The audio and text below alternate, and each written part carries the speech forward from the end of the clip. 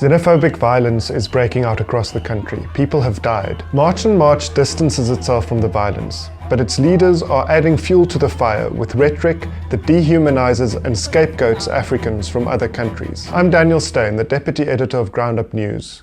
Let's take a closer look. We know that we are the voice of the voiceless, the unemployed, the drug addicts, the women who are raped and trafficked every day from this country by foreign nationals. So South Africa does have a rape crisis. Studies have found that about a third of South African men admit to committing rape. There are also international criminal groups importing and selling drugs in the country. But there's no evidence that immigrants disproportionately commit crimes. Immigration is not the cause of organized and violent crime. Immigrants should not be blamed for government's failure to prosecute and investigate criminals. We have not heard government calling out Somalians and the people of Pakistan and Ethiopians and telling them to dismantle the cartels that they are running in our country. As the township economy contributes approximately 900 billion into the GDP of this country. This contribution is now shrinking due to the hijacking of our economy. The 900 billion rand estimate is credible. But the township economy is not shrinking, it is growing. It is true that over the past few decades, South African-owned spaza shops have struggled to compete against large retailers like Shoprite or Boxer, and against foreign-owned spaza shops that have sophisticated distribution and supply networks. If crimes are being committed by shop owners, they should be investigated and prosecuted. But shutting down foreign-owned shops or chasing away all immigrants is not going to solve the problem. It will make South Africans' lives worse, not better. We demand that the sovereignty of our country be protected. South Africa is currently being invaded. No matter your position on illegal immigration, we should at least agree that immigrants, whether here legally or not, are human beings that deserve to be treated with dignity. Claiming that our country is being invaded by immigrants undermines this dignity. Mass deportations, as March on March demands, invariably leads to human rights abuses and suffering.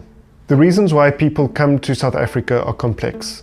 Many come to seek asylum or because they cannot find work in their countries of origin. Backlogs and inefficiency at Home Affairs also result in people who try to enter the country legally ending up undocumented.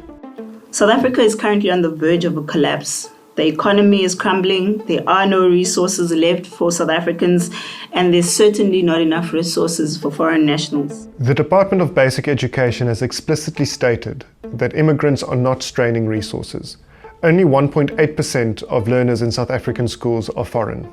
Health departments lose more to fruitless and irregular expenditure than it costs to service immigrants. Better management and resource planning by the health departments could ensure that both immigrants and South Africans benefit from the public health system. I acknowledge that many unemployed South Africans feel they are competing with immigrants for scarce jobs. But studies suggest that if all immigrants were to magically leave the country today, the unemployment rate would probably stay the same or even increase. South Africa is currently facing a huge security threat, more than a lot of us realize. South Africa has NPOs and NGOs that are foreign funded and have millions of rands. That money goes to buying arms. And I'm saying this, having received this information in confidence, and I'm saying it because I want anyone who says that I'm lying to go and research what I'm saying and tell me that I'm wrong. These foreign-funded NGOs, some of them are used to buy arms. So there's a lot of guns that are hidden by these so-called refugees that they have to protect themselves, so they say. This is a bizarre claim for which there's absolutely no evidence. I invite Mrs. Ngobese-Zuma to contact us with information and we will happily investigate.